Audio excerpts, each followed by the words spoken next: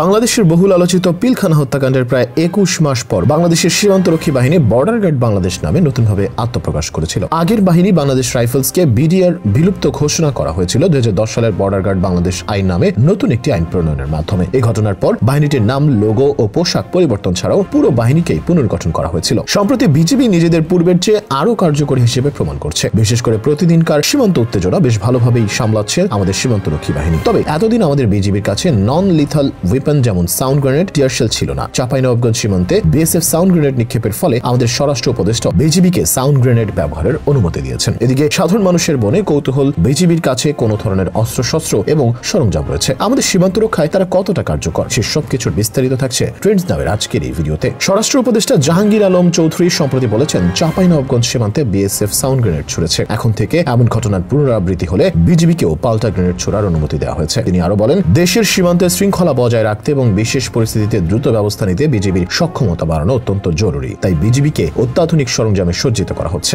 বর্তমানে border guard বাংলাদেশের কাছে কি কি সরঞ্জাম আছে তার একটি তালিকা পাওয়া যায় বাংলা উইকিপিডিয়াতে। শুরুতেই আসা যাক ক্ষুদ্রাস্ত্রের দিকে। বিজিবির কাছে আছে বেলজিয়ামের অর্ধ স্বয়ংক্রিয় পিস্তল ব্রাউনিং হাই পাওয়ার, অস্ট্রিয়ার গ্লক 17, চেক প্রজাতন্ত্রের সিজেড 75 এবং চীনের টাইপ 92। আধা স্বয়ংক্রিয় কার্বাইনের মধ্যে আছে চীনের টাইপ 56 কার্বাইন, যা এসকেএস এর চীনা সংস্করণ। বিজিবি সংগ্রহে অ্যাসল্ট রাইফেলের মধ্যে আছে বাংলাদেশের BD-08 এবং টাইপ 56। এটি চীনের নির্মিত টাইপ 56 রাইফেলের লাইসেন্স নিয়ে বাংলাদেশ সমরাস্ত্র কারখানায় উৎপাদিত হয়। স্নাইপার রাইফেলের মধ্যে আছে চীনের টাইপ 85, যা ড্রাগন অফ SVD এর চীনা সংস্করণ। মেশিন গানের মধ্যে আছে রাশিয়ার RPD BD-14, যা বাংলাদেশের উৎপাদিত BD-08 রাইফেলের মেশিন গান সংস্করণ। মাঝারি মেশিন গানের তালিকায় আছে BD-15, এটি গণচীনে নির্মিত টাইপ 80 রাইফেলের লাইসেন্স নিয়ে বাংলাদেশের সমরাস্ত্র কারখানায় উৎপাদিত হয়। আছে চীনের টাইপ 67, জার্মানির রেইন মেটাল MG3।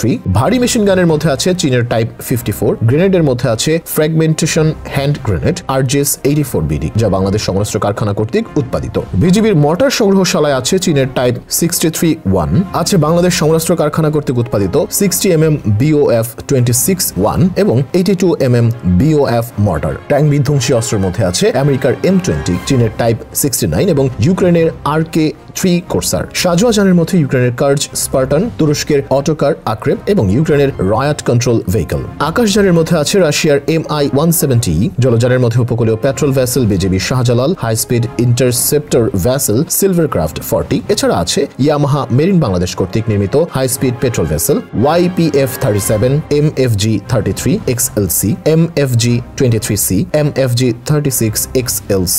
আরও আছে ভাসমান সীমান্ত ফাঁড়ি, বিভিন্ন প্রকার পেট্রোল ভ্যাসেল। সহায়ক যানবাহনের মধ্যে Toyota Land Cruiser, Land Rover Defender, Mitsubishi Lancer X, Nissan Patrol, Haval H2, Toyota Land Cruiser 70, Mitsubishi L20, Mitsubishi L200, Isuzu D-Max, Toyota Hilux, Kamaz 4326, Isuzu FSS, Polaris ATV, বিভিন্ন ধরনের motorcycle উল্লেখযোগ্য। সীমান্ত এলাকায় চোরাচালান, অনুপ্রবেশ এবং অন্যান্য আইন শৃঙ্খলাজনিত সমস্যা মোকাবিলায় বিজিবির কার্যক্রম আরো জোরদার করতে হবে। এজন্য সাউন্ড গ্রেনেড এবং টিয়ার শেল ব্যবহার করার মতো সরঞ্জামের প্রয়োজনীয়তা উঠে এসেছে। বিজিবি ব্যবহারের জন্য এই সরঞ্জাম কেনার অনুমোদন দ্রুত কার্যকর করা হবে। সম্প্রতি স্বরাষ্ট্র উপদেষ্টা বলেছেন, আগের সরকার কিছুটা ছাড় দিত, এখন অধিকার আদায়ে ছাড় দেওয়া হচ্ছে না। তাই কিছু বিষয়ে ছোটখাটো সমস্যা দেখা দিচ্ছে, বর্ডারে ঝামেলা হচ্ছে। জনগণ আমাদের সঙ্গে আছে, বিজেপি সব সময় সতর্ক রয়েছে। সীমান্ত সম্পূর্ণরূপে সুরক্ষিত। এই সীমান্তে ওপারের কেউ আসতে পারবে না, রক্ত ছড়বে কিন্তু সীমান্ত সুরক্ষিত থাকবে। সীমানা রক্ষায় যদি জীবনও যায়, তারপরও বাংলাদেশের 1 ইঞ্চি মাটি হাতছাড়া না করতে বর্ডার গার্ড বাংলাদেশের নবীন সৈনিকদের নির্দেশনা দিয়েছেন স্বরাষ্ট্র উপদেষ্টা